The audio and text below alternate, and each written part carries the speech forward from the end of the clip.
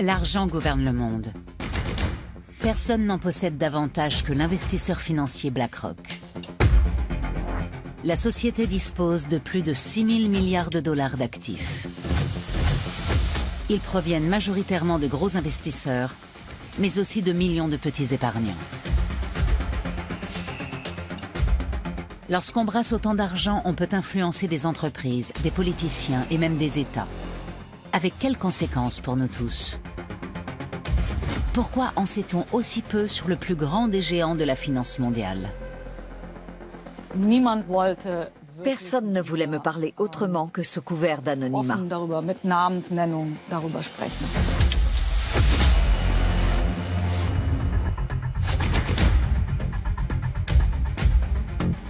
I think BlackRock is an extremely dangerous company.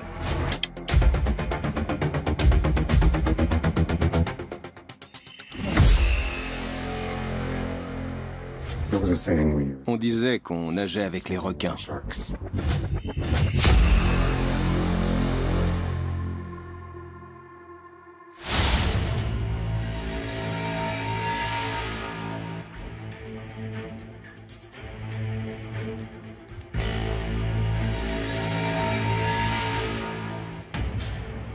Le siège de BlackRock, le plus grand investisseur financier du monde, se trouve sur la 52e rue à New York, en plein cœur de Manhattan. Non pas sur Wall Street, mais dans un quartier de bureaux ordinaire.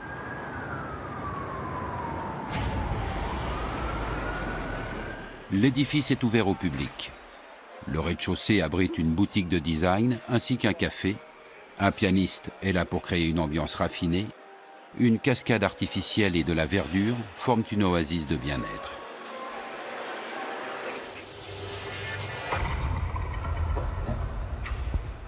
Les bureaux de BlackRock se trouvent derrière cette imposante barrière.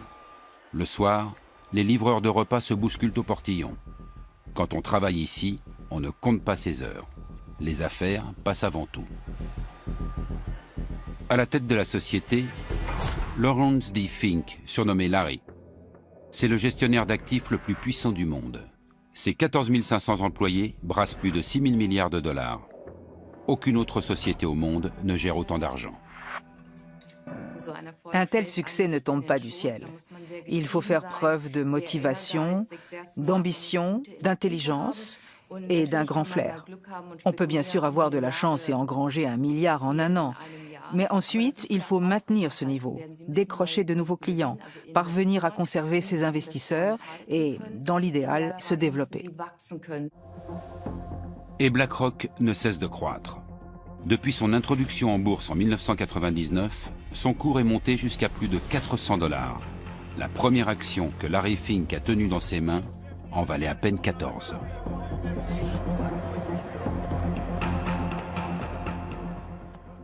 La journaliste boursière Heike Burter a suivi l'ascension de BlackRock depuis le début et a écrit un livre sur le sujet. À ce jour, c'est le seul ouvrage à se pencher sur les opérations financières de la multinationale. BlackRock travaille avec ce que Wall Street appelle OPM, Other People's Money, l'argent des autres. C'est celui que les financiers préfèrent utiliser. BlackRock a même érigé cela en système. Il travaille avec l'argent de fonds de pension, d'assurance et de petits épargnants. Toute personne désireuse d'investir son argent peut s'adresser à BlackRock, qui va l'investir pour elle. Parmi les clients de BlackRock, on trouve de gros investisseurs, comme le fonds souverain norvégien ou le fonds de pension californien CalPERS. Les sommes placées se comptent souvent en milliards. À partir d'une dizaine de millions, BlackRock fournit un conseil personnalisé.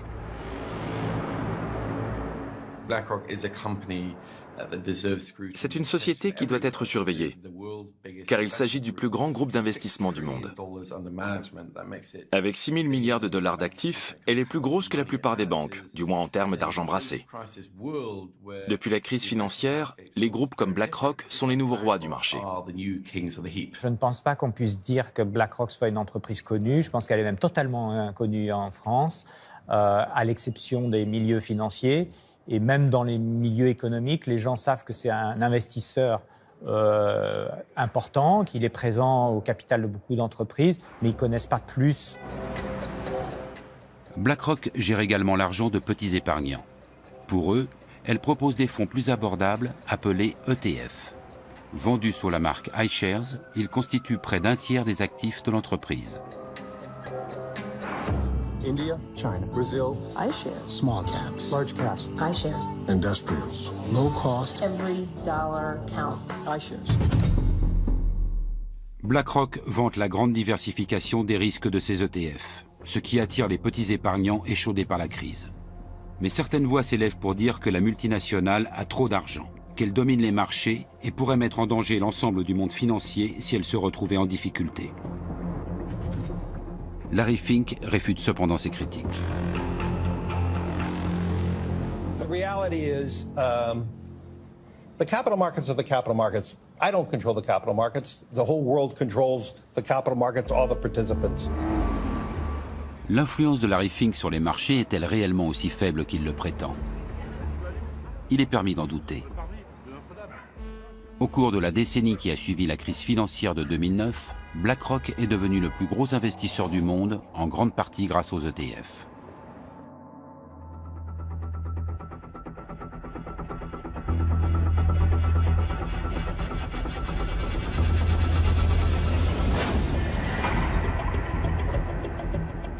Juin 2009. Alors que la crise tient le monde entier en haleine, BlackRock rachète pour 13,5 milliards de dollars la filiale d'investissement de la banque britannique Barclays, ruinée. Une transaction colossale. Du jour au lendemain, BlackRock voit le montant de ses actifs doubler.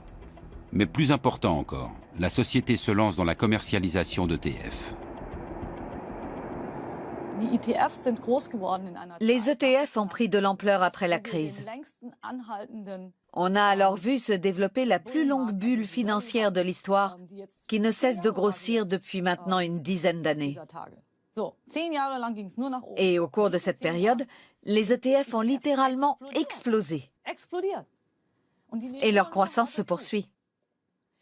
Pas une fois ils n'ont été ébranlés. Depuis 2009, des centaines d'ETF inondent les marchés boursiers. BlackRock permet à n'importe qui d'investir même de petites sommes. Bien que la marque iShares évoque un produit Apple, elle appartient à BlackRock. La société gagne de l'argent en facturant la gestion de ses fonds. Ses tarifs sont nettement inférieurs à ceux de ses concurrents, mais avec 2000 milliards de dollars placés dans les ETF, l'affaire reste juteuse.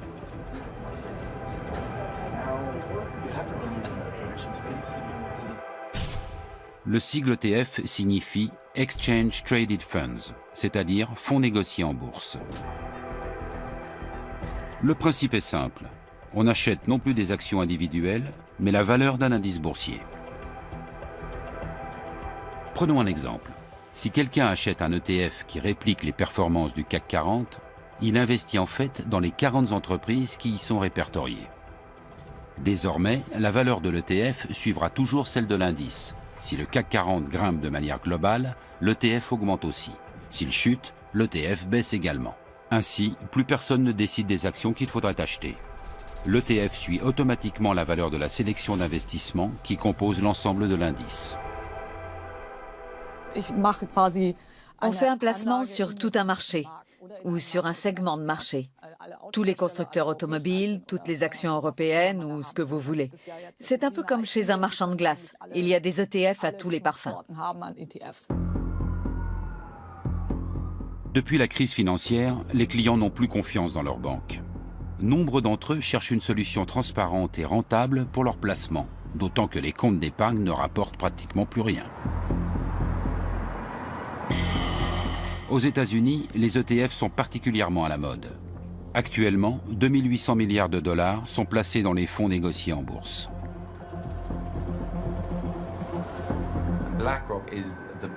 BlackRock est le plus gros pourvoyeur d'ETF.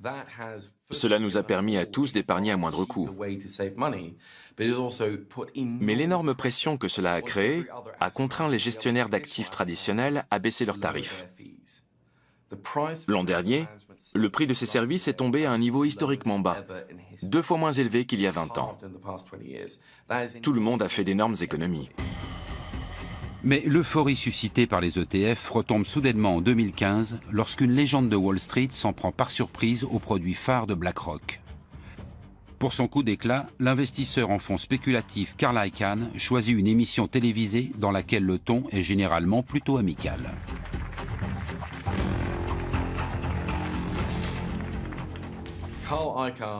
Carl Icahn est l'archétype, comment le dire poliment?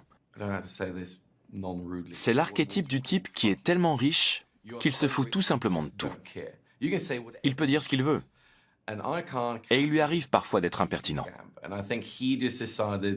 Je pense qu'il a simplement voulu piquer au vif Larry Fink, qui n'était pas vraiment habitué à ce qu'on lui rentre ainsi dans le lard. I think BlackRock is an extremely dangerous company. Okay, and I mean this. C'est un vieux loup de mer de Wall Street. On l'a souvent dit fini, mais il a toujours rebondi. On peut ne pas l'apprécier, mais c'est assurément quelqu'un qu'il ne faut pas trop sous-estimer. You get this party mobile, and everybody in the party in this mobile, and they're all on this party, they're all having a drink. And in the drink, they're all having this drink and having fun. And you know who's pushing that thing? They're pushing it. It's Larry Fink and Janet Yellen. Pushing that, and they're pushing the goddamn thing. Sur le ton de la plaisanterie, Carl Icahn accuse devant les caméras Larry Fink et Janet Yellen, alors présidente de la Réserve fédérale américaine, de prendre le risque d'une nouvelle crise financière. This party thing is going. Every once in a while, Janet wants to put the brakes on it. And Larry says, nah, let it go. And the people in the party are yelling, no, no, don't touch those brakes. Don't touch, this is fun. And they're moving toward this cliff, see? And the cliff is there. And this thing is going to go over this cliff. And you know what's going to destroy it? They're going to hit a black rock. That's right. That's what I'm saying.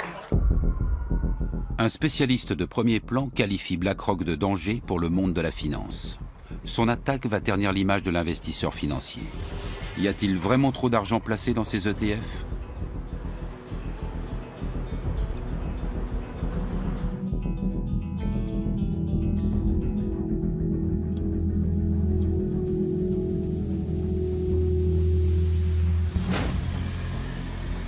Depuis la crise financière, l'Europe est unanime sur un point.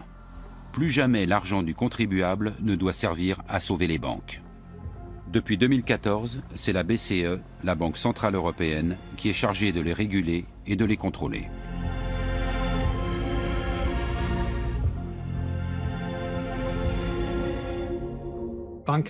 Les banques doivent posséder bien plus de fonds propres. Avant la crise, elles en avaient peut-être 8 ou 9% en moyenne.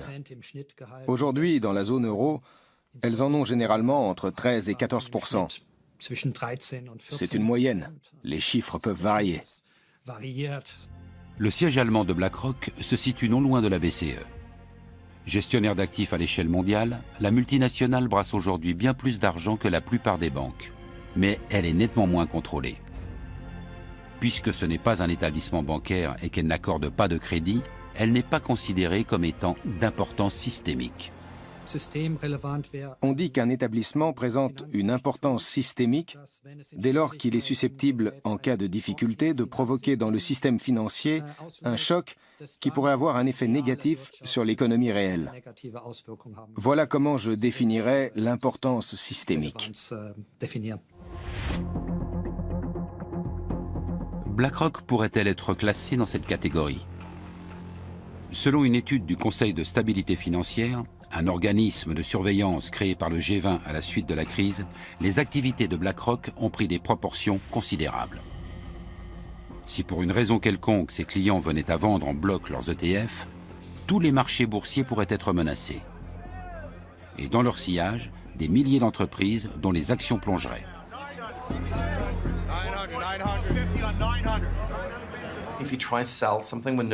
Si vous tentez de vendre quand personne ne veut acheter, le prix peut chuter très rapidement. La baisse se répercute alors sur l'ensemble des marchés. Et c'est l'effet boule de neige. On craint donc que les ETF s'avèrent dangereux sur certains marchés si les circonstances sont réunies. Et cette préoccupation est fondée. Avant la crise, il y avait plusieurs milliers de milliards d'ETF. Et tout allait bien. Ils se comportaient comme ils étaient censés le faire. C'est justement pour cette raison que les gens ont eu davantage confiance dans les ETF après la crise.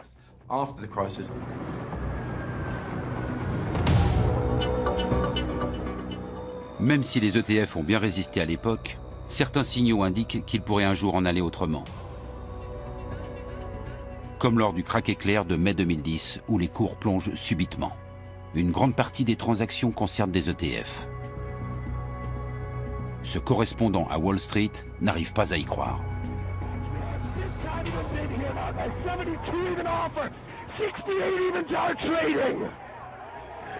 Guys, 70 even bid here now once again. 70 evens trade. 71 even bid here now with the 72 evens are trading. Un camion vous fonce droit dessus. Il accélère. Vous devez alors évaluer s'il parviendra à freiner avant d'arriver sur vous ou s'il va simplement vous écraser. Vous devez prendre une décision. Après quelques minutes, le cauchemar prend fin. Les cours remontent aussi vite qu'ils ont chuté. Aujourd'hui encore, on ne sait pas vraiment ce qui s'est passé ce 6 mai 2010. Mais une chose est sûre, les ETF étaient particulièrement impliqués. Alors que se passerait-il si tout le monde voulait les vendre? Qui sauverait le système?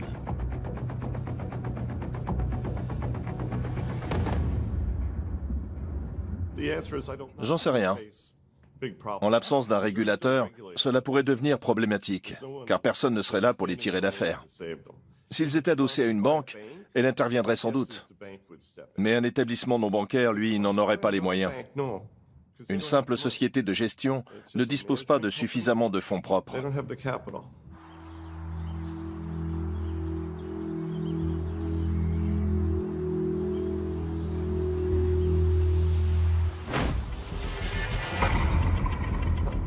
Les fournisseurs d'ETF devraient-ils donc aussi constituer des réserves comme les banques? Ils disposeraient alors de moins d'argent pour spéculer et de moins de possibilités de faire des profits. Un scénario cauchemardesque pour les gros gestionnaires d'actifs comme BlackRock. Pour ne rien arranger, une étude internationale réalisée par des universitaires et publiée juste après enflamme la discussion sur l'importance systémique de BlackRock. L'un des auteurs enseigne à l'université McGill de Montréal. Je ne sais pas si notre étude prouve son importance systémique. En tout cas, elle indique que nous devons repenser le problème de la stabilité des marchés financiers. Il ne faut plus seulement réguler les banques, que l'on sait réglementer car on connaît très bien les risques qu'elles peuvent présenter, mais aussi les autres instituts financiers. L'étude s'intitule sobrement « Qui a peur de BlackRock ?» Les résultats n'ont a priori rien d'extraordinaire. Dès que BlackRock investit sur les marchés avec ses ETF, on constate un net retrait des autres investisseurs. Visiblement, la simple présence de la multinationale inquiète les autres gestionnaires financiers. L'explication est explosive. Ils craignent à l'évidence que BlackRock et les autres géants du secteur soient subitement obligés de retirer leurs gigantesques investissements.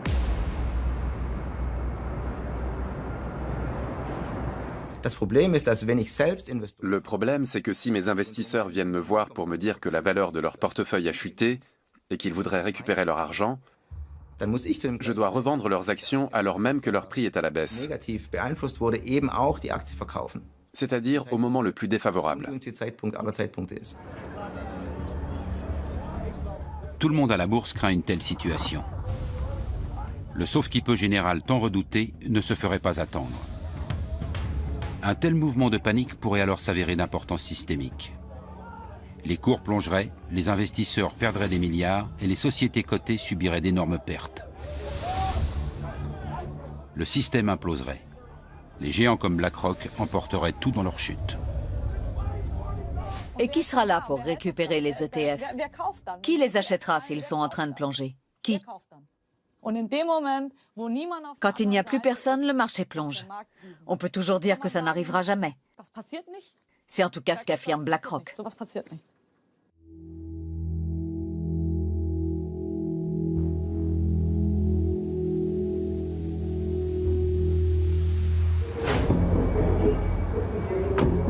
Nous nous rendons en Californie pour rencontrer un ancien salarié de BlackRock.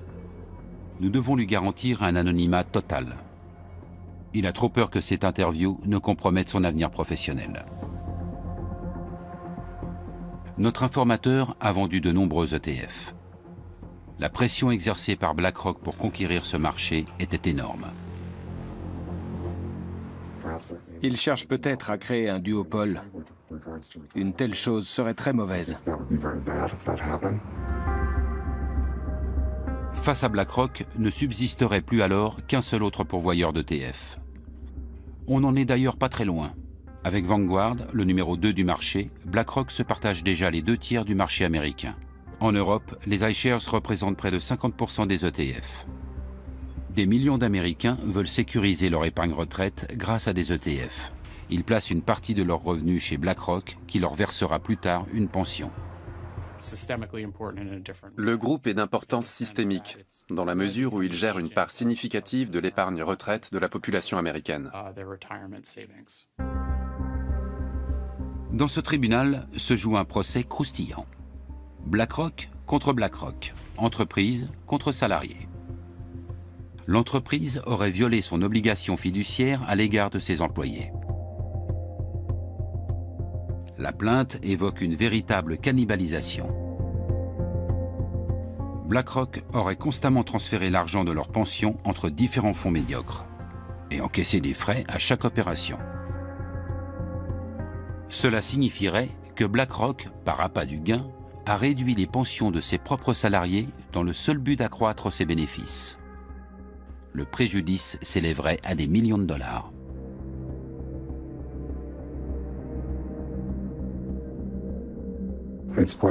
Il est probable que BlackRock fera traîner la procédure encore des années et que je ne touche finalement pas un centime. J'estime que BlackRock a manqué à son obligation fiduciaire. Si elle avait pris ses responsabilités au sérieux, elle aurait dû être plus transparente sur son barème tarifaire.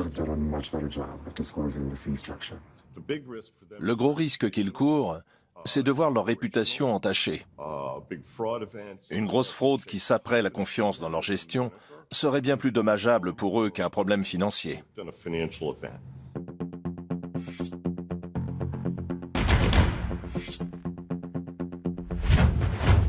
Plus que son argent, BlackRock doit défendre sa réputation. Car si elle perd la confiance de ses clients, ses affaires sont menacées. Le groupe est aujourd'hui le plus gros investisseur sur les marchés mondiaux. Il est donc en mesure de les influencer. Mais quel est le secret d'un tel succès ?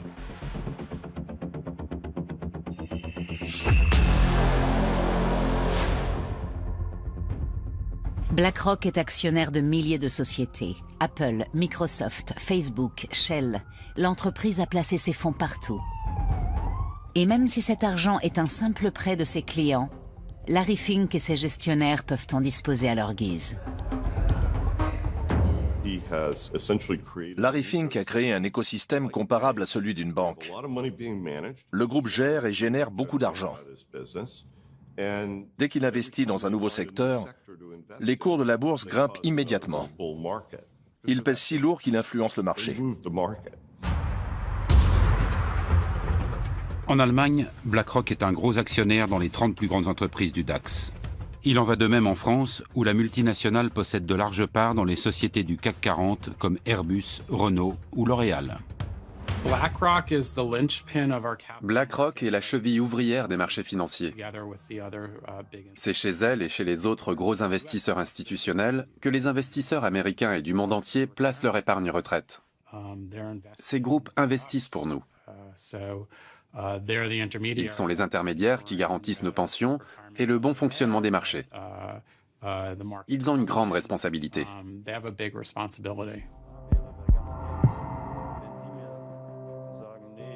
Une responsabilité à l'échelle mondiale. Et pourtant, presque personne ne connaît la société. Durant des semaines, nous tentons d'entrer en contact direct avec elle. Après de nombreux appels et mails, notre demande d'interview est définitivement refusée.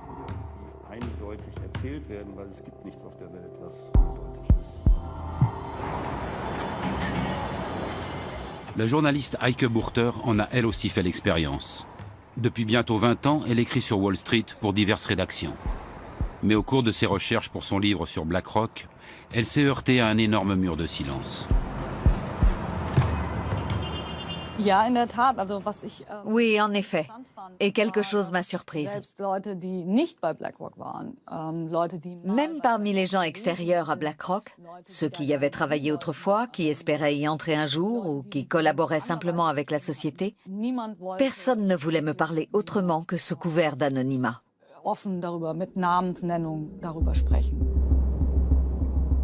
Jusqu'à présent, aucun employé de BlackRock n'a encore osé s'exprimer ouvertement. Même l'ex-salarié que nous rencontrons à San Francisco redoute l'influence de son ancien employeur. Il évoque la pression quotidienne subie chez BlackRock. Pour être franc, on se plaignait beaucoup. C'était un environnement très stressant. L'organisation était très horizontale et il y avait pas mal de jeux de pouvoir. Beaucoup de gens voulaient avoir l'air important et gravir les échelons. Les plaintes étaient nombreuses. Quand je travaillais là-bas, on avait l'habitude de dire qu'on nageait avec les requins. Notre informateur développait des fonds pour les marchés internationaux.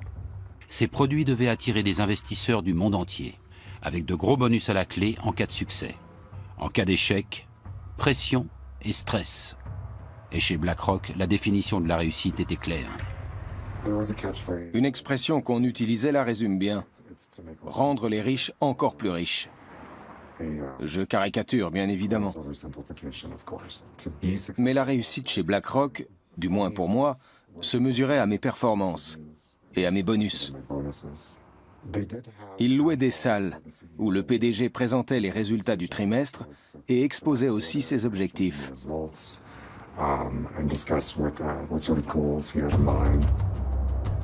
Ce qui se passe à l'intérieur de la société ne fuite presque jamais. Suivant l'adage, discrétion est mère de confiance. Mais qu'est-ce que BlackRock a de plus que les autres ?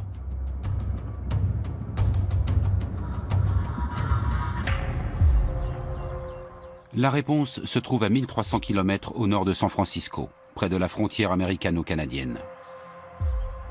Wenatchee est une petite ville de 30 000 habitants.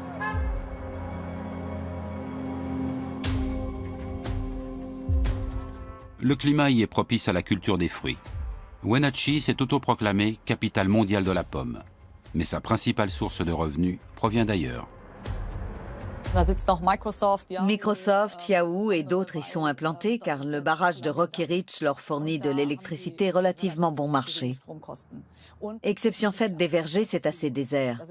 Et au milieu de ces pommeraies se trouve aussi BlackRock. Dans ce qui ressemble à des entrepôts, se cachent les serveurs informatiques du plus grand investisseur financier du monde. Jour après jour, ils explorent le monde numérique à la recherche de tout ce qui pourrait être utile pour l'industrie financière.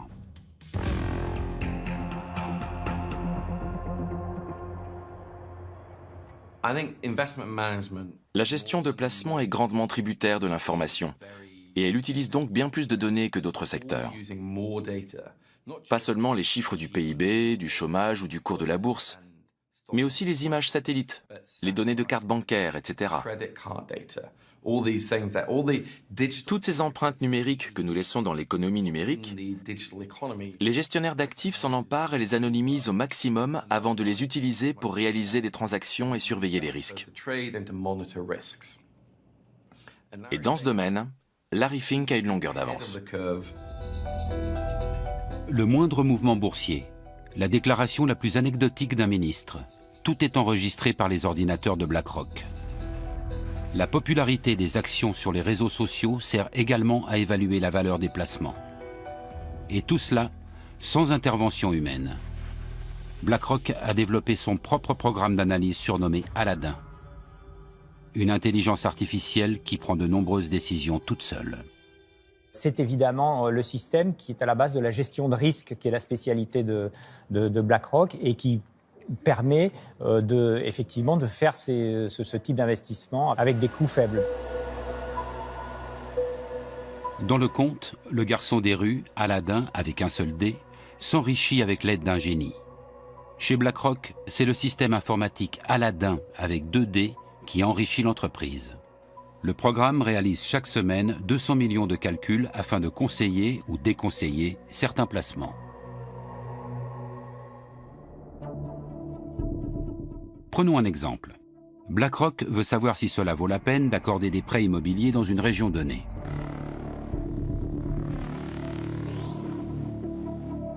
Aladdin remarque que ces derniers temps, beaucoup de crédits de ce type y ont été résiliés prématurément. Dans la masse des données, il découvre une constante. La région compte une proportion importante de cadres d'une grande société informatique.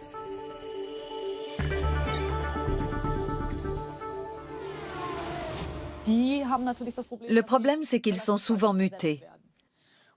Alors BlackRock dit, sachant cela, nous n'allons pas investir dans des hypothèques ici, parce que si les gens déménagent souvent, elles nous reviendront quasiment à chaque fois. Aladdin dissuade donc les clients de BlackRock d'accorder hâtivement des prêts immobiliers dans ce genre de région. Car si les cadres déménagent régulièrement et résilient souvent leurs prêts, ils paient finalement moins d'intérêt que ce qui était prévu au départ. Solution proposée, augmenter les taux des prêts immobiliers dans les environs des grandes sociétés informatiques.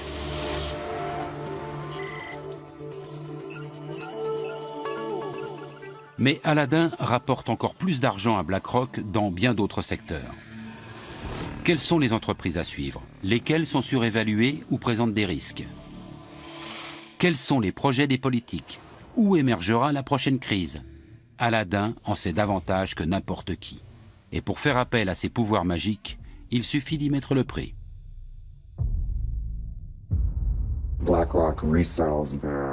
BlackRock conditionne les informations qu'elle collecte en fonction des besoins et les revend à de très grosses entreprises qui pourront ainsi gérer leurs propres actifs. En fait, Aladdin est une plateforme de gestion des risques. Aladdin est la clé de tout. BlackRock vantait déjà son pouvoir dans une vidéo promotionnelle en 2013. La banque de données y est ouvertement présentée comme un outil presque omniscient. I'm smarter than any algorithm. More powerful than any processor. Because I am Aladdin. Because I am Aladdin. A new kind of intelligence. For a new world of investing. Aujourd'hui, Aladdin brasse pas moins de 18 000 milliards de dollars. Vous m'avez bien entendu. C'est presque autant que le PIB des États-Unis. Les Américains travaillent une année entière pour réunir cette somme qui, quotidiennement, au moment où nous parlons, passe par Aladdin. 18 000 fois 1 milliard de dollars. Un montant astronomique à 12 zéros. Mais que se passerait-il en cas de bug ou de piratage? Ayant utilisé ce produit, je sais à quel point les procédures pour introduire la moindre modification au système sont draconiennes, afin de réduire les risques. Cela reste néanmoins préoccupant que tant d'argent passe par cet unique système. Si Aladdin et un autre programme gèrent seuls tout l'argent de la planète, je crains un duopole à la Coca-Cola et Pepsi. Imaginez les risques que cela représente et le pouvoir qu'ils auront. C'est un problème systémique.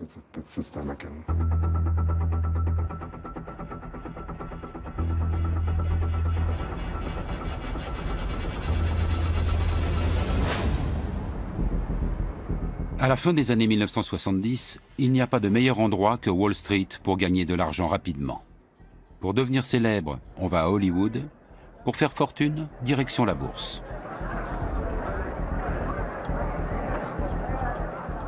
Le jeune Lawrence D. Fink, alors âgé de 23 ans, n'a aucune velléité d'acteur.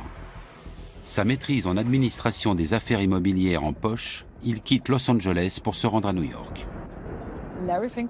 Larry Fink était banquier d'investissement. Il a commencé chez First Boston. C'était un enfant prodige, un véritable crack. Les traders d'alors travaillent dans d'immenses salles de marché et réalisent des gains incroyables.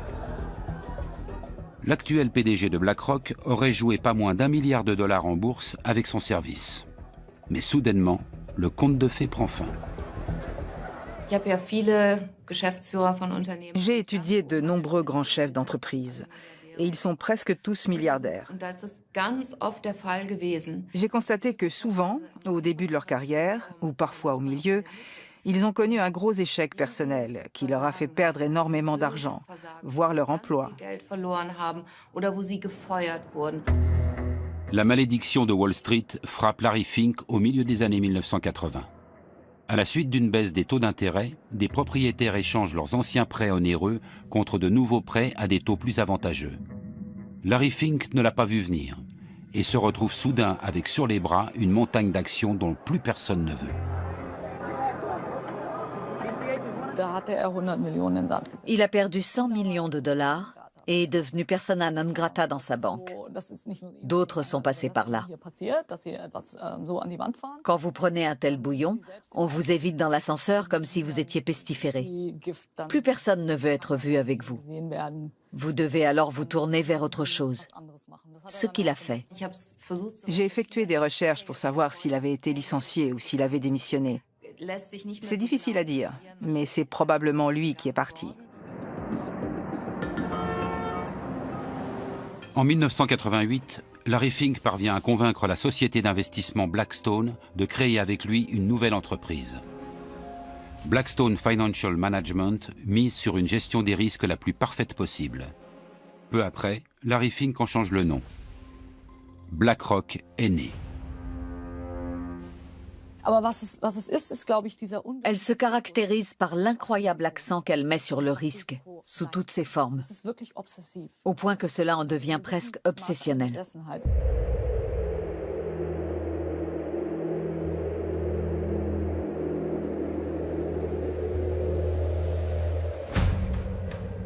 Davos, sismographe des risques et des opportunités de l'économie mondiale.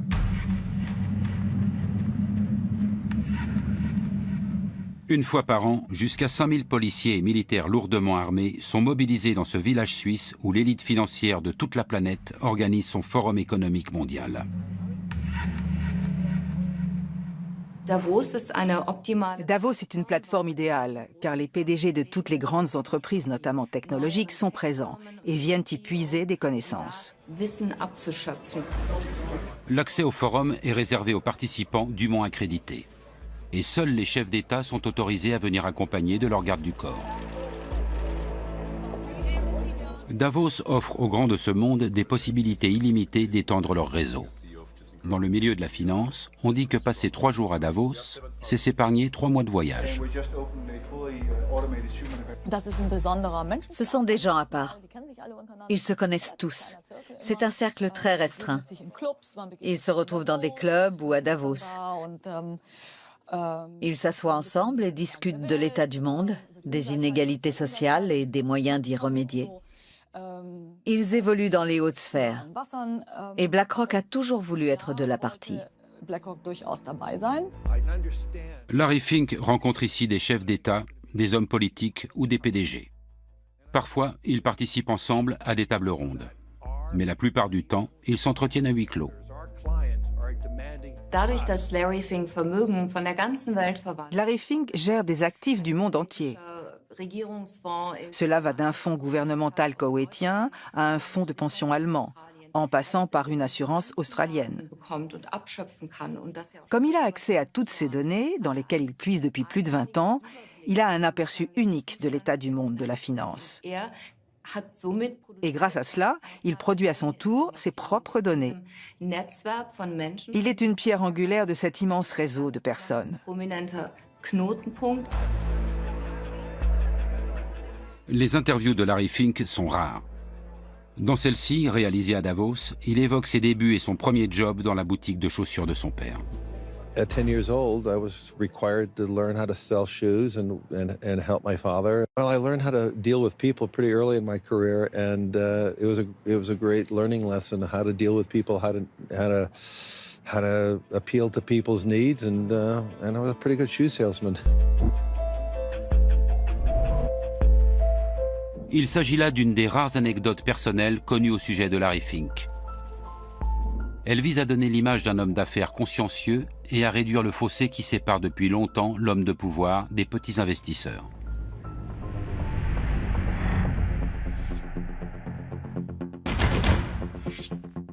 Malgré un incident de carrière, le PDG de BlackRock est aujourd'hui l'un des hommes les plus influents du monde de la finance.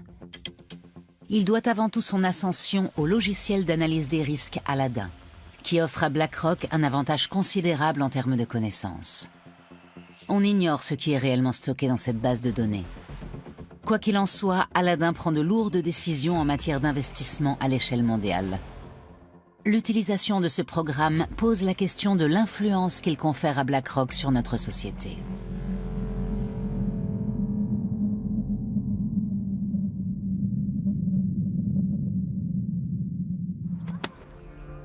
La fondation allemande Ethicon se préoccupe de la responsabilité sociale des entreprises.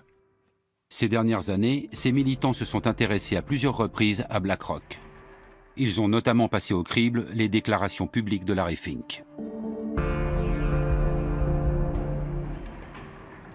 Our asset owners, our clients are demanding us to focus on things like ESG, to focus on societal needs. They are now looking for examples in which they can invest. And so I do believe the power of the community. I do believe the power of society is forcing the companies to navigate.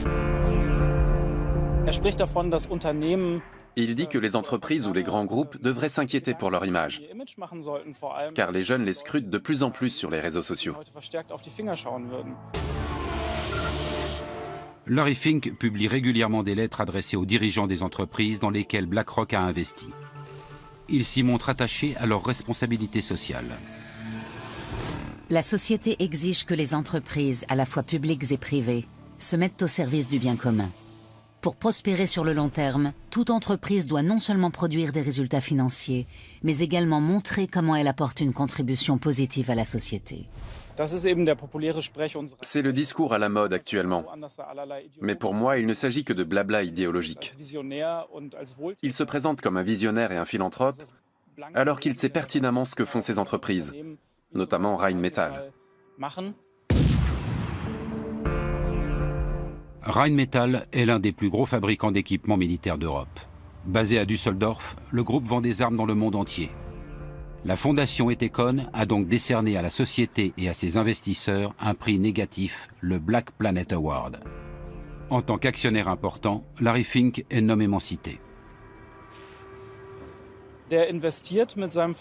Par l'intermédiaire de BlackRock, il investit dans de gros groupes, en particulier ceux dont les marges bénéficiaires sont les plus attrayantes.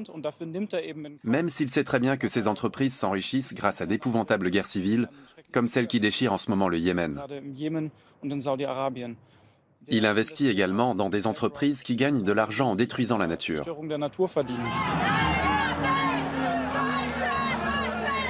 BlackRock s'enrichirait-elle grâce à l'industrie de la guerre? De fait, l'action Rheinmetall a pris énormément de valeur. Depuis 2016, son cours a grimpé d'environ 70%. BlackRock investit aussi dans d'autres groupes d'armement.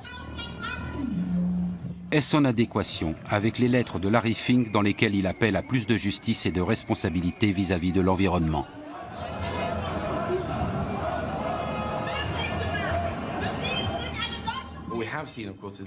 Larry Fink aime bien envoyer chaque année sa lettre aux dirigeants d'entreprise pour leur donner ses directives.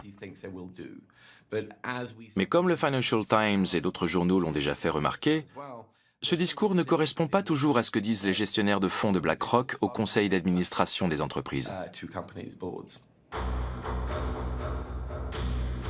En d'autres termes, les déclarations d'intention de Larry Fink n'ont rien à voir avec la réalité.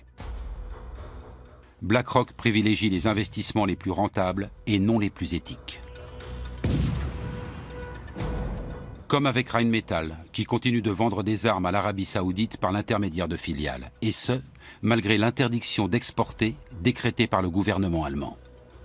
Et peu importe si le régime saoudien torture ses ressortissants et assassine les journalistes indésirables. On l'a notamment vu avec l'affaire Jamal Khashoggi. Peu après, une conférence devait avoir lieu en Arabie Saoudite et de nombreux chefs d'entreprise ont dû reconsidérer leur participation. Larry Fink ne s'y est pas rendu, mais quand on lui a demandé s'il allait cesser toute relation commerciale avec le pays, il a clairement répondu que non. BlackRock refuse de s'exprimer sur le sujet devant notre caméra. Mais dans un document publié en 2018, les choses sont claires. En définitive, un seul critère est retenu par la société au moment de décider si elle soutient ou non la politique commerciale d'une entreprise.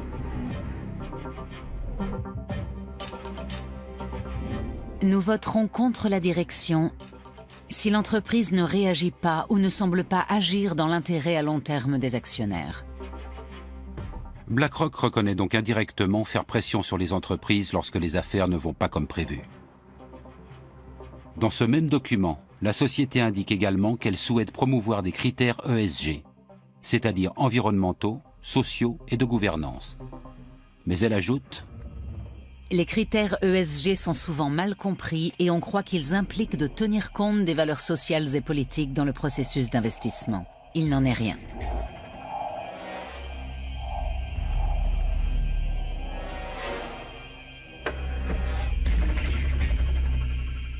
Et le siège de BlackRock à Francfort précise encore sans ambiguïté: les gestionnaires d'actifs ne peuvent pas utiliser les actifs de leurs clients pour promouvoir leurs propres opinions sociales ou politiques. BlackRock n'intervient pas dans les décisions d'ordre moral, mais s'ingère dans les autres aspects de la vie de l'entreprise. Son influence va-t-elle au-delà des votes lors des assemblées générales annuelles? Disons que BlackRock investit au capital d'une entreprise pour le compte d'un fonds privé et qu'elle détient dès le départ 5, 10 ou 15% des parts, ainsi qu'un siège au conseil d'administration. Dans ce cas, en effet, elle s'impliquera plus activement, car c'est dans son intérêt de favoriser et de développer une nouvelle entreprise. Parfois, ça peut rapporter gros. Même les plus importants PDG des grands pays industrialisés ont pu le constater. Un article du magazine d'affaires allemand Wirtschaftswoche a enquêté sur l'influence de BlackRock sur ses dirigeants. Johannes Tyson, patron de l'entreprise allemande E.ON, résume ainsi: le département gouvernance d'entreprise de BlackRock rencontre ces entreprises, mais ces sociétés elles aussi cherchent à les rencontrer. C'est une réalité. Ils ont de l'influence, mais ils n'ont besoin de rien forcer. Simplement, ils décident. Le PDG d'une grande entreprise cotée en bourse se doit d'avoir une vue d'ensemble complète de ses actionnaires. Il a intérêt à ce qu'il s'agisse en majorité de gros fonds d'investissement plutôt que d'une multitude de petits actionnaires ou de fonds spéculatifs. Mieux vaut avoir de gros joueurs qui possèdent 5 ou 7% de vos parts avec leurs clients parce que ça vous apporte de la stabilité.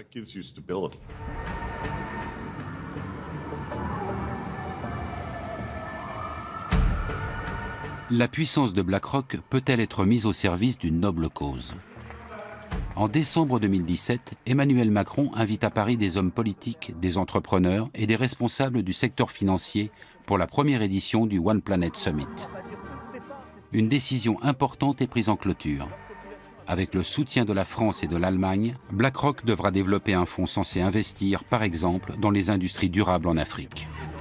L'approche de ce projet a été faite à travers effectivement la rencontre entre Larry Fink et le président Macron. Le souhait à la fois de Larry Fink était de s'engager à la demande de ses clients sur des projets d'investissement verts.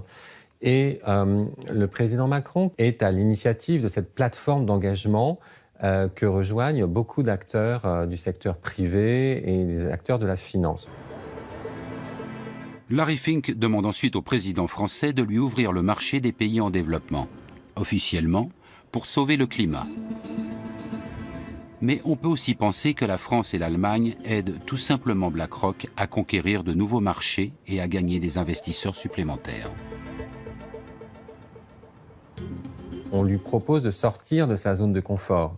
Et comme il ne connaît pas particulièrement les géographies des pays du Sud, notamment Afrique, les deux agences de développement, que ce soit la KfW ou l'AFD, sont pour lui un partenaire essentiel pour maîtriser le risque.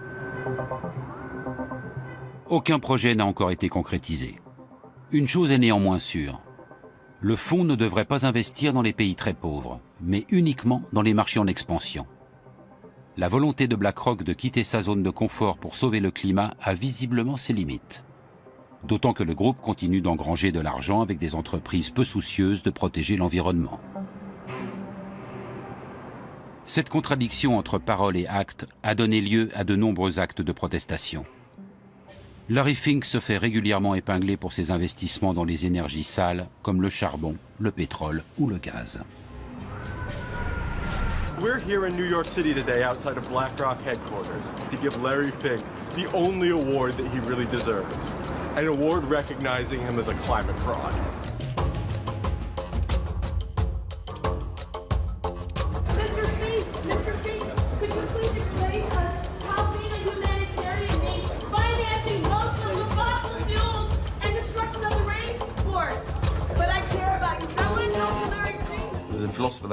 Un philosophe a dit que du bois courbe dont est fait l'homme, rien de droit n'a jamais été taillé. Et BlackRock reste une entreprise, malgré ce que peut en dire Larry Fink.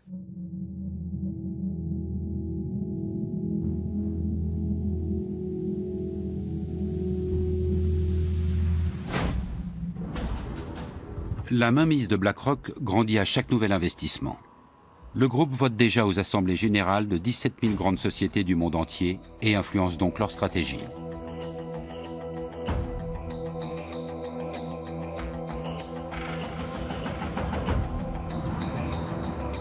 Pour le chercheur Martin Schmaltz, c'est une bonne raison d'étudier scientifiquement l'influence de l'investisseur financier. Étant donné que BlackRock est le principal actionnaire de très nombreuses entreprises, quelles conséquences cela a-t-il pour l'économie mondiale ? J'imaginais que Bill Gates était l'actionnaire majoritaire de Microsoft, de même que Steve Jobs ou Tim Cook chez Apple, ou encore Mark Zuckerberg chez Facebook, comme la presse peut le laisser entendre. Mais il s'avère qu'il n'en est rien.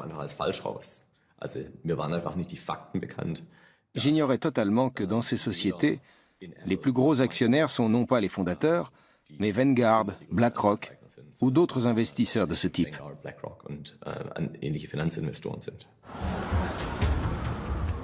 Martin Schmaltz relève notamment que ces groupes investissent dans des entreprises qui sont concurrentes. Les experts parlent alors de propriété commune. Par exemple, BlackRock possède des actions à la fois chez Adidas et chez Puma. Avec quelles conséquences sur la concurrence ? La propriété commune, c'est le fait que les gros actionnaires possèdent des parts dans pratiquement toutes les entreprises du monde. On craint que cela réduise la concurrence. Et en effet, les sociétés grossissent, elles diminuent en nombre et elles dominent certains secteurs. Mais on ignore si cela est dû aux investisseurs institutionnels. Afin d'en savoir plus, Martin Schmaltz et ses collègues ont analysé le marché du transport aérien américain. Il s'avère que les prix des billets des grosses compagnies ont parfois augmenté jusqu'à 11% sous l'influence de la propriété commune.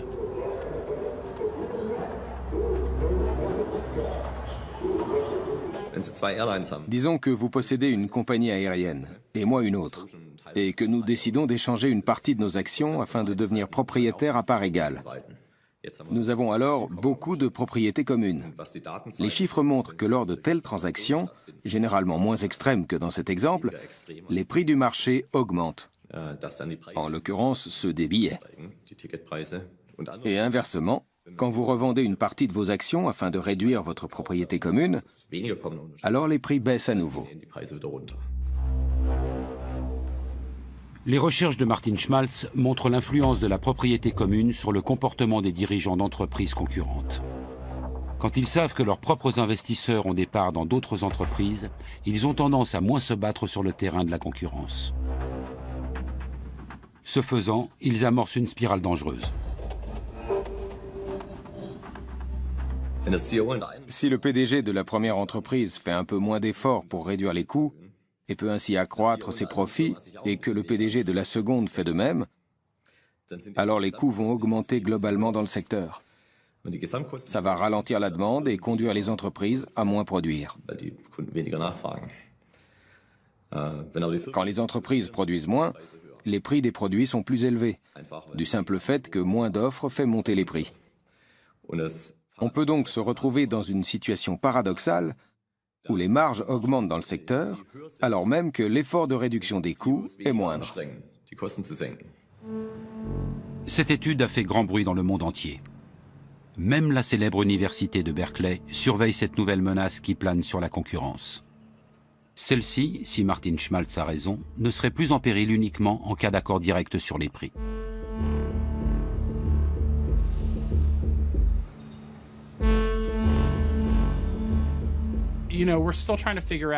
Nous essayons encore de vérifier si tout cela est cohérent, ne serait-ce que dans cette branche.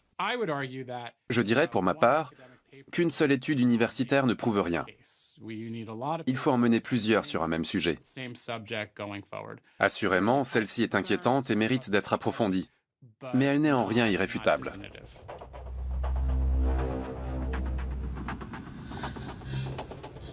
Martin Schmaltz a également étudié le secteur bancaire américain.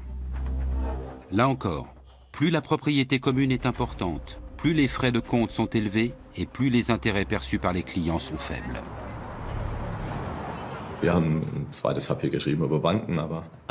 Nous nous sommes penchés sur les banques, mais d'autres se sont intéressés aux prix pratiqués par les grands groupes de semenciers et ont, là aussi, montré les effets de la propriété commune.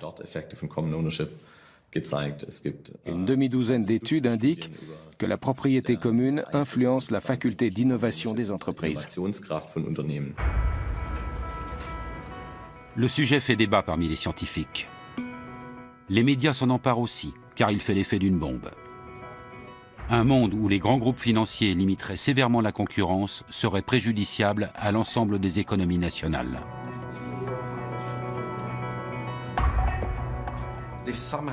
Si la concurrence disparaît, nous allons nous retrouver, dans le pire des cas, avec un capitalisme de copinage, ce qui n'est pas sain. Nous en sommes encore bien loin, mais certaines hypothèses avancées par Martin Schmaltz et d'autres sont fascinantes.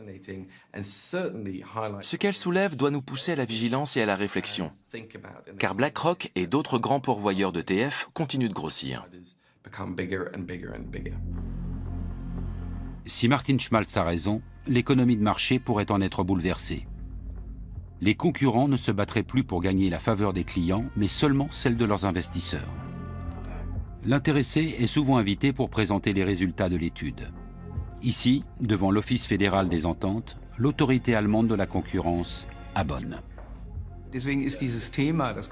Cette question que Martin Schmaltz a soulevée au sujet de la propriété commune a déjà trouvé son application ici.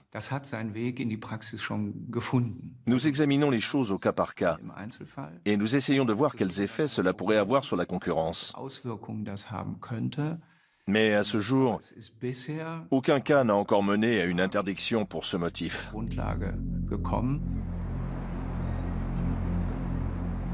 BlackRock et les autres investisseurs financiers ne tiennent pas à ce que le contrôle des achats d'actions soit renforcé. Rien d'étonnant à cela.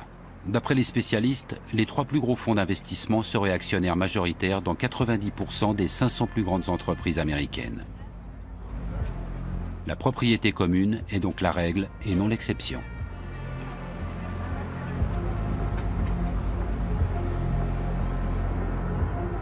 Plus le débat fait rage, plus on voit surgir des contre-expertises censées renforcer la position de BlackRock. La direction de l'entreprise ne manque pas une occasion de critiquer les conclusions de Martin Schmaltz.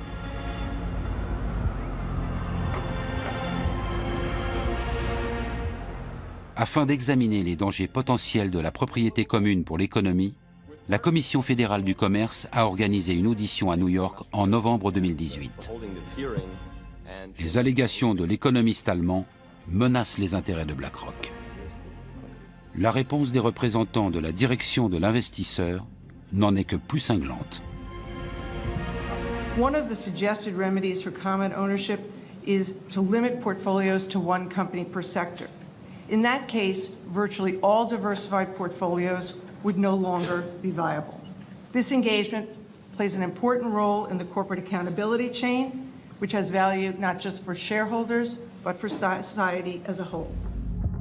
En clair, BlackRock lutterait pour le bien-être de la société et le professeur d'Oxford aurait commis de nombreuses erreurs. Sa compétence scientifique est explicitement remise en cause. BlackRock nous fait également parvenir d'innombrables contre-expertises. La pression exercée sur Martin Schmaltz est considérable. On a le sentiment que leur pouvoir s'étend jusque dans les milieux universitaires.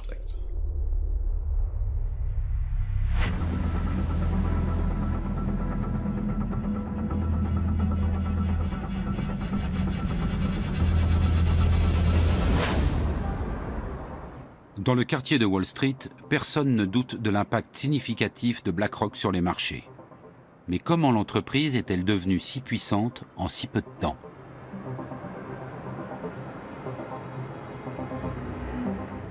Au moment de la crise, BlackRock ne jouait aucun rôle à Wall Street. Ce sont principalement les banques qui ont failli faire sombrer l'économie mondiale.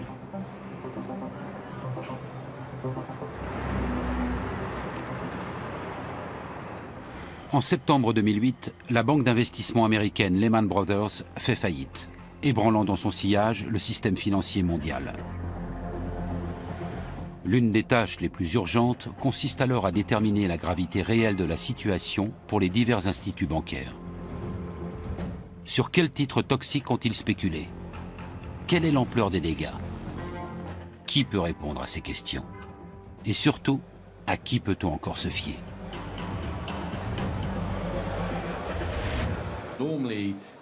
En temps normal, la BCE et les différents gouvernements seraient allés demander conseil à Goldman Sachs, JP Morgan ou la Deutsche Bank.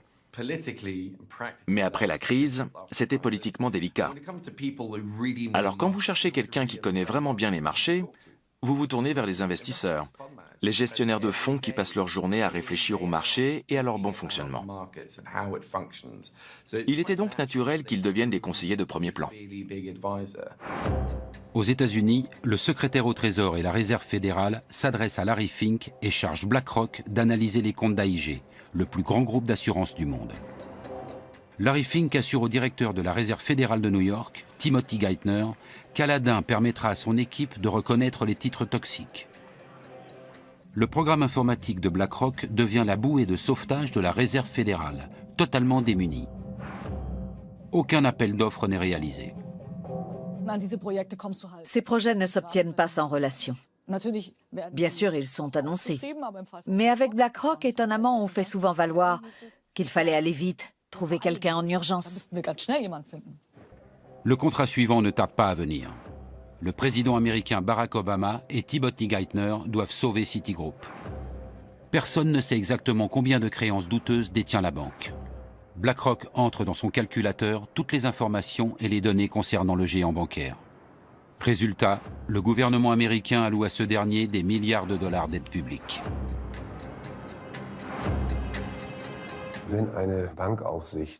Si l'autorité de contrôle du secteur bancaire ne peut pas définir elle-même les critères de robustesse d'une banque, elle capitule. Cette connaissance privilégiée ne peut et ne doit être développée que par ce gendarme lui-même. Et elle doit rester sa prérogative exclusive. Lorsqu'en 2009, Barack Obama nomme Timothy Geithner secrétaire au Trésor, Larry Fink obtient une entrée directe à la Maison-Blanche. Les perspectives s'annoncent exceptionnelles pour BlackRock.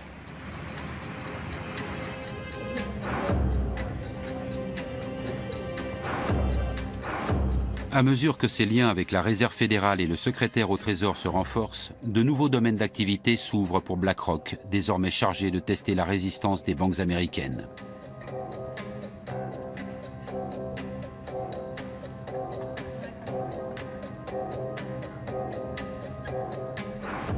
L'Europe aussi fait bientôt appel au service de BlackRock.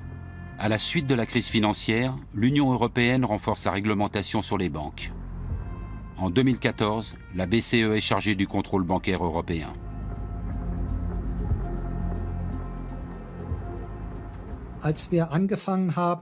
Lorsque nous avons mis cela en place en 2014, nous avons rapidement dû procéder à une évaluation complète de l'ensemble du système bancaire. Nous disposions encore de peu d'effectifs. C'est pourquoi nous avons aussi sollicité l'aide de consultants externes pour nous aider à mettre tout cela sur pied. L'avantage, c'était que certains travaillaient pour d'autres autorités de contrôle international. Nous avons donc pu intégrer les bonnes pratiques de chacun d'entre eux. C'est depuis ces bureaux que sont actuellement régulées les principales banques européennes. Les employés de la BCE collaborent avec BlackRock et d'autres consultants externes.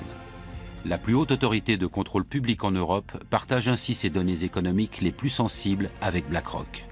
Larry Fink ne risque-t-il pas de se servir de ces informations pour son propre compte? On s'assure évidemment que les consultants que nous avons choisis mettent en place des Chinese Walls pour dissocier clairement leur activité de conseil pour nous de la gestion qu'ils opèrent pour leurs propres clients. C'est parfaitement normal dans une banque d'investissement. Et s'il s'avérait que quelqu'un mélangeait un peu les genres, il serait renvoyé sur le champ. Comment fonctionnent ces Chinese Walls, ces fameuses murailles de Chine? Prenons un exemple. En tant que consultant auprès de la BCE, BlackRock a accès à des renseignements exclusifs sur la valeur d'une banque.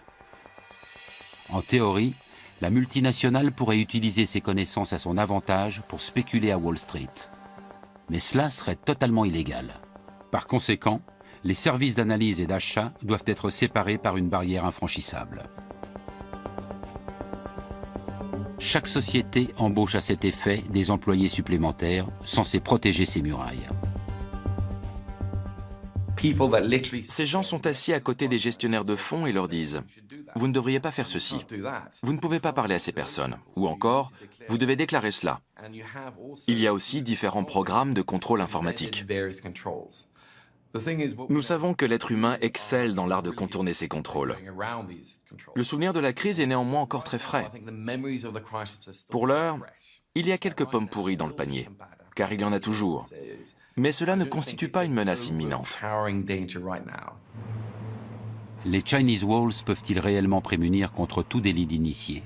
Le doute est permis lorsque l'on revient sur la crise de l'euro.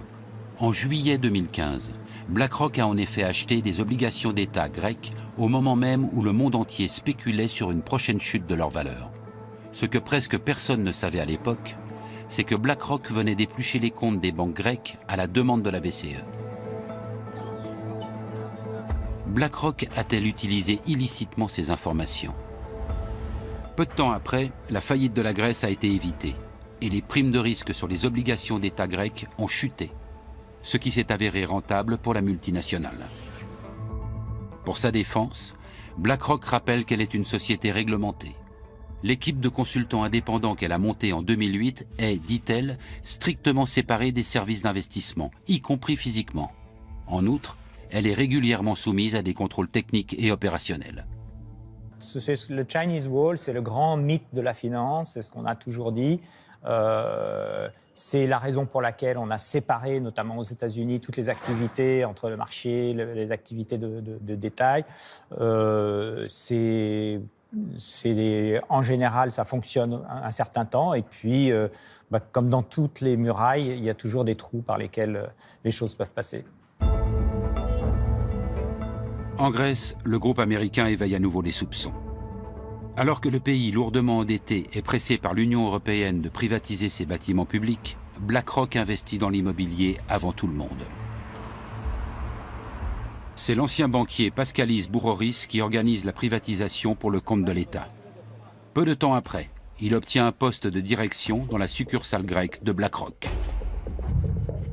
Pour la BCE, les conseils d'une société de fonds financiers sont chers, même avec les Chinese Walls.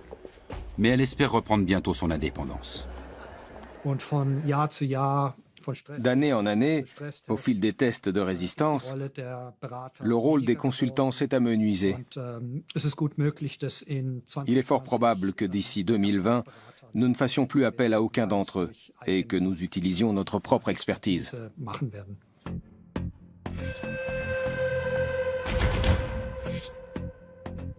Non seulement BlackRock est le premier investisseur financier du monde, mais la société conseille également les gouvernements et les banques centrales.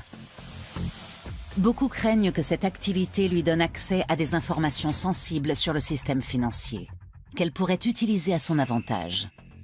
Mais même si BlackRock ne tire aucun parti de ses connaissances d'initié, une question se pose. À quel point est-elle liée au monde politique ?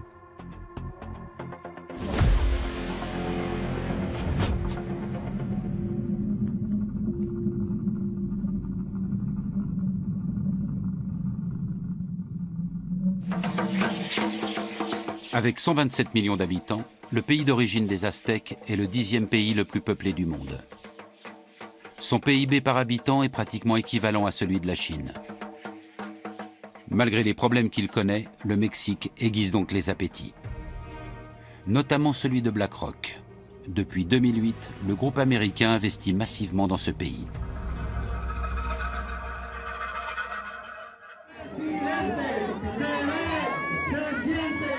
À l'approche des élections présidentielles de 2018, la multinationale a des raisons de s'inquiéter lorsqu'un nouveau candidat se présente.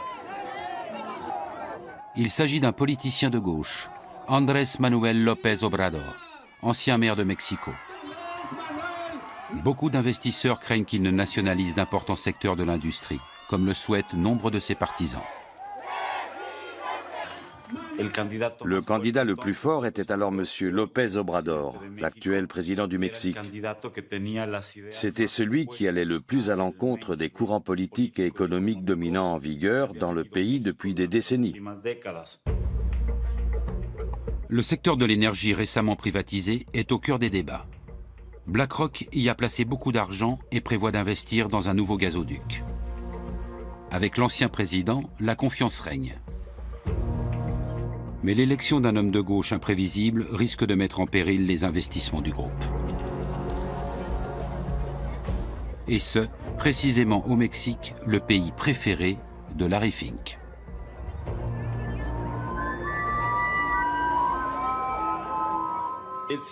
Il a toujours eu une relation privilégiée avec le Mexique. Il a souvent répété qu'il aimait ce pays. Et une chose est sûre, BlackRock a investi plus de 60 milliards de dollars dans divers fonds au Mexique.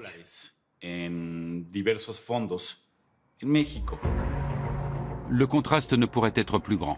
Alors que BlackRock brasse des milliers de milliards de dollars à travers le monde, le modeste siège du parti de López Obrador se situe dans un quartier populaire de Mexico. C'est de ce bâtiment que le politicien mène sa campagne. Son quartier général n'a d'ailleurs pas bougé depuis. Pour parler aux candidats ou à ses hommes de confiance, il faut normalement passer par ce hall d'accueil.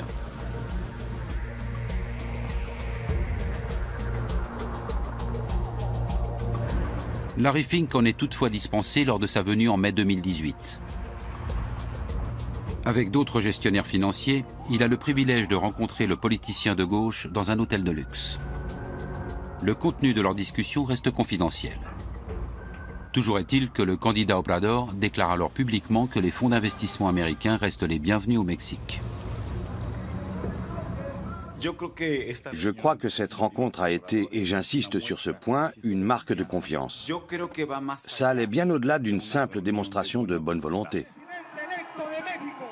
Peu de temps après, López Obrador est élu à la tête du pays. Le peuple attend de lui qu'il combatte la corruption et la criminalité en pleine explosion. Mais beaucoup veulent aussi renationaliser des secteurs de l'économie privatisés dans lesquels BlackRock a placé des milliards. Cependant, après sa victoire électorale, le nouveau président n'en parle plus et il n'en reparlera sans doute plus jamais. Car aucun dirigeant mexicain ne peut se passer de l'argent de gros investisseurs étrangers comme BlackRock. La probabilité que le président Obrador confisque ou chasse les capitaux étrangers investis au Mexique dans le secteur de l'énergie est nulle, pratiquement nulle, pour une simple question de survie. Aucun organisme international, que ce soit le FMI, la Banque mondiale ou la Banque de développement, ne prêterait de l'argent au Mexique pour compenser ces sommes.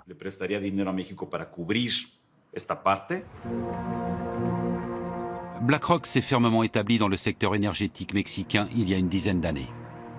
Mais ce n'est que récemment que la journaliste Claudia Ocarranza a regardé de plus près le contrat signé à l'époque. Avec peu de moyens, elle enquête sur les lobbies pour le compte de l'organisation non gouvernementale PODER.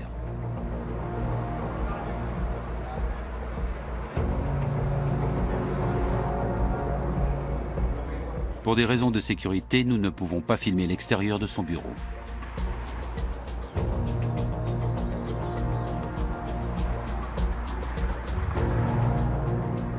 Au cours de ses investigations, la journaliste a découvert un réseau de relations entre les milieux politiques et économiques au sein de l'élite dirigeante du Mexique.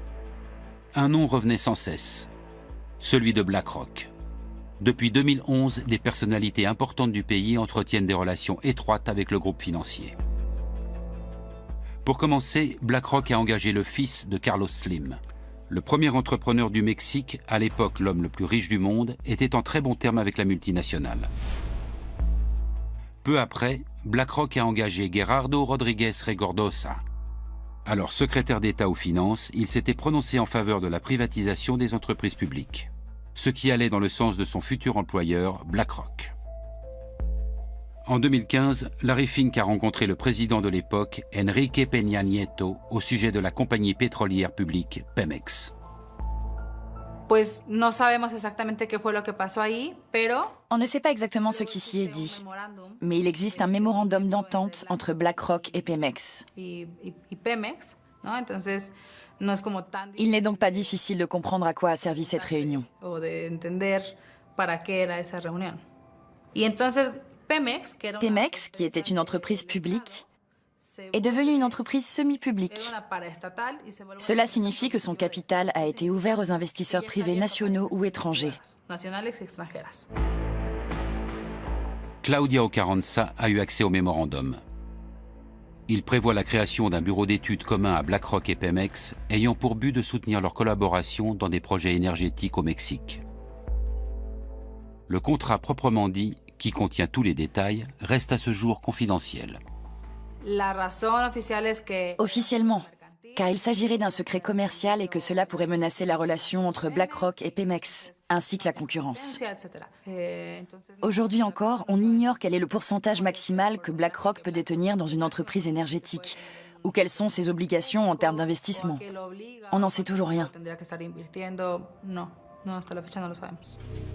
Mais la journaliste est parvenue à découvrir certains détails. BlackRock a accès à de gros projets énergétiques comme le gigantesque gazoduc Los Ramones. Avec un partenaire, la multinationale a injecté 900 millions de dollars pour développer cette infrastructure qui va relier le centre du Mexique au site de production de gaz de schiste au Texas. C'est le début d'une série d'investissements considérables dans le secteur énergétique mexicain. Malgré le changement de gouvernement et l'arrivée d'un président de gauche, BlackRock consolide toujours davantage son influence. Pour la seule année 2018, ils ont placé 85 milliards de dollars dans des fonds d'énergie renouvelable. Cela représente pratiquement 90% des fonds dont ils disposent. Et ils continuent d'investir dans le secteur de l'énergie. BlackRock fait partie des principaux investisseurs étrangers au Mexique.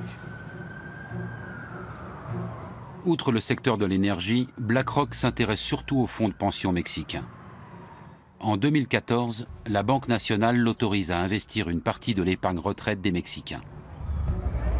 En d'autres termes, BlackRock a accès à l'argent de nombreux retraités et est chargé de sécuriser leur rente. Un marché immense.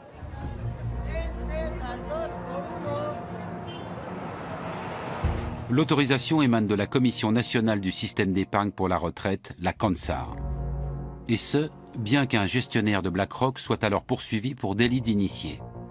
Même si les charges retenues contre lui ont été par la suite abandonnées, Claudia Ocarranza est convaincue que légalement, aucun contrat n'aurait dû être signé avec une entreprise contre laquelle des poursuites étaient engagées. Et ce n'est pas tout. Dans quoi BlackRock investit-elle mon argent? Pourquoi la CONSAR n'oblige-t-elle pas ses gestionnaires de fonds à révéler ces informations? La journaliste ne cesse de découvrir de nouveaux liens. C'est Isaac Portnoy qui aurait signé le contrat lucratif pour BlackRock. Auparavant, il travaillait justement pour la CONSAR, chargé de valider l'accord. Après quelques années chez BlackRock, Portnoy est ensuite allé chez Pemex, la société avec laquelle BlackRock a investi des milliards dans le secteur mexicain de l'énergie. La boucle est bouclée.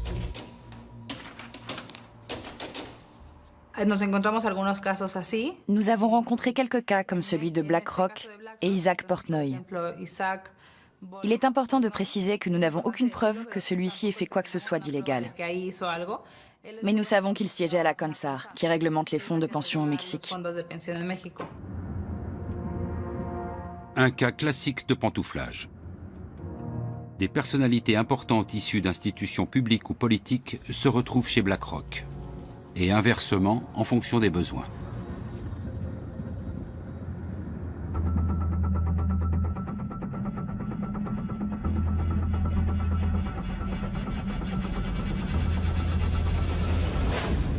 Mein Name ist Friedrich Merz, mit E, anders als in Ihrer Einladung, die Sie bekommen haben.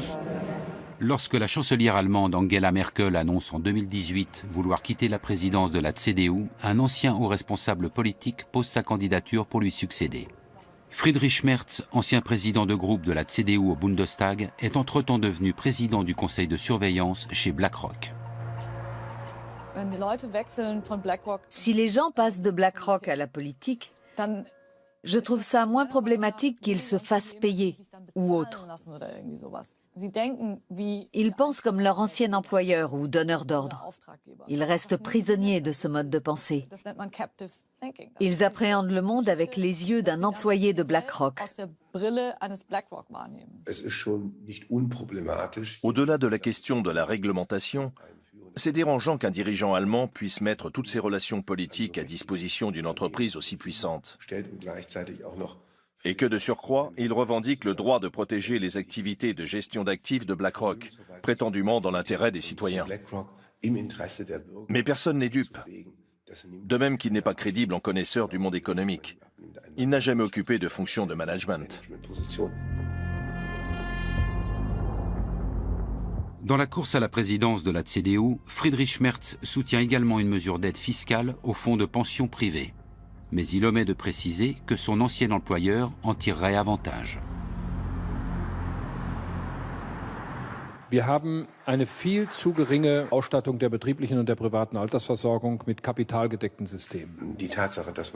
Le fait de s'offrir les services de M. Merz, qui a le bras long dans la politique allemande, et dont on espère qu'il pourra protéger nos intérêts, est éloquent. Le problème, ce n'est pas seulement BlackRock, c'est l'ascendant du capital financier international sur la démocratie nationale.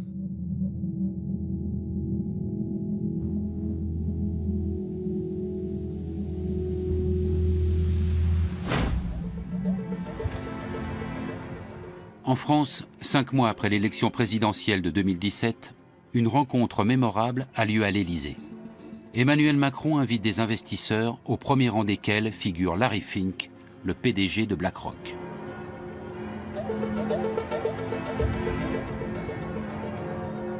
Le président français souhaite attirer les grands gestionnaires de fonds du monde dans l'Hexagone. Voilà pourquoi il avait déjà rencontré Larry Fink à plusieurs reprises, peu après sa prise de fonction.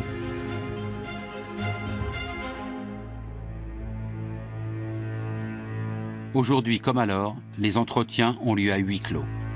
Macron ne veut aucune caméra. Après, je pense qu'il est intimement convaincu, et je pense qu'il a raison de l'être, du fait qu'il faut être proche de ces gens-là, en tout cas en matière de business, pour parvenir à les faire s'installer sur le territoire français ou simplement y faire des investissements. Parce que ce qu'ils cherchent à attirer aussi, c'est l'argent, c'est les fonds. Emmanuel Macron veut favoriser les privatisations en France. À cet effet, le président de la République a créé une commission dont l'un des membres n'est autre que le patron de BlackRock France, Jean-François Cirelli. Cet ancien conseiller du président Chirac a aussi fait de Gaz de France l'une des plus grandes compagnies énergétiques du monde. Et tout comme Friedrich Merz en Allemagne, il ne cesse de réclamer un recours accru aux fonds spéculatifs pour l'assurance vieillesse.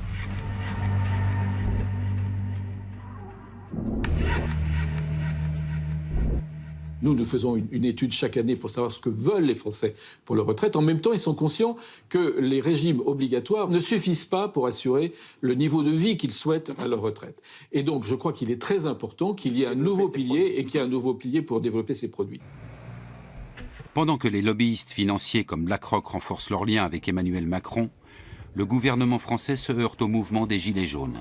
Ces derniers s'élèvent contre ces réformes économiques libérales et sont révoltés contre les politiques qui laissent les géants de la finance se partager le monde entre eux.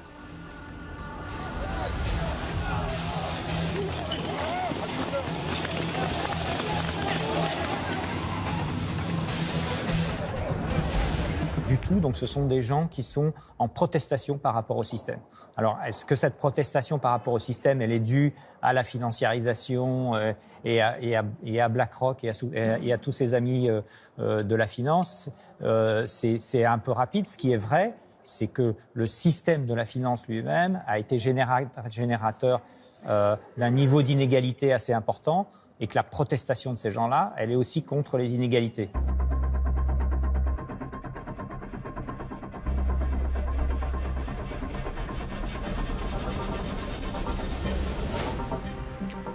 En Allemagne aussi, la résistance face au monde de la finance s'organise.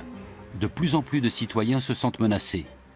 Le Berlinois Russ Bettaieri s'indigne du prix des loyers dans la capitale allemande.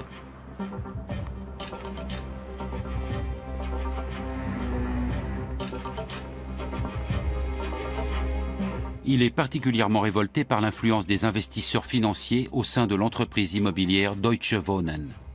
Car pour un logement rénové situé dans une zone résidentielle comparable, elle augmente parfois les loyers 2 fois plus que ne le ferait la ville. Beaucoup pensent que l'actionnaire principal, BlackRock, n'y est pas étranger.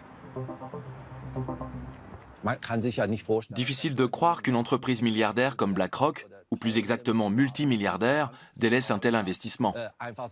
Ils font ce qu'ils veulent.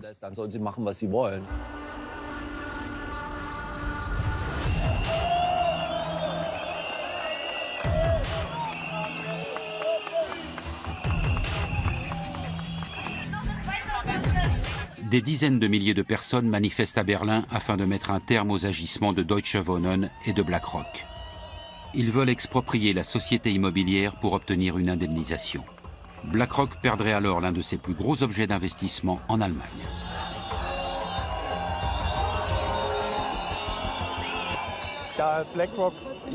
BlackRock possède aussi des actions de Deutsche Wohnen.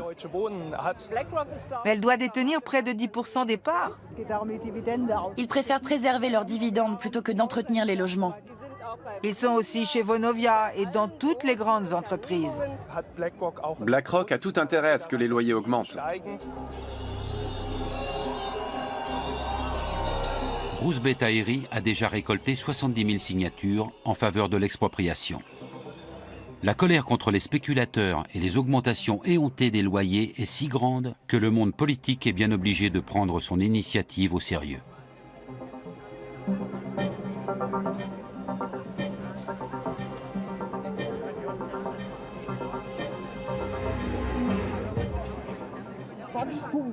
Seule la croissance leur importe. Et beaucoup se retrouvent au banc de la société car ils ne peuvent plus payer leur loyer.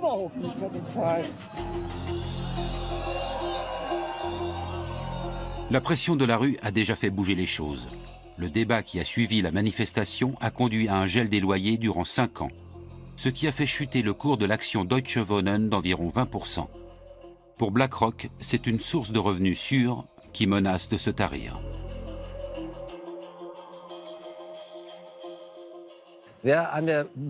Quand on spécule en bourse, qui plus est sur le sort des locataires, on peut aussi perdre. Les petits actionnaires doivent également le savoir. Je n'ai absolument aucun état d'âme à porter préjudice à de gros investisseurs institutionnels comme BlackRock. Ils ont suffisamment nui à la société. Aucune autre société ne brasse autant d'argent que BlackRock. Elle a le bras long en politique et influence même des gouvernements. Mais personne n'en parle. Les gestionnaires de Larry Fink doivent faire passer l'éthique après les perspectives de profit. Plus le pouvoir des investisseurs grandit, plus la question se pose. Faut-il avoir peur de BlackRock ? La taille de la multinationale pourrait-elle provoquer une crise financière mondiale? Et surtout, peut-on encore arrêter BlackRock?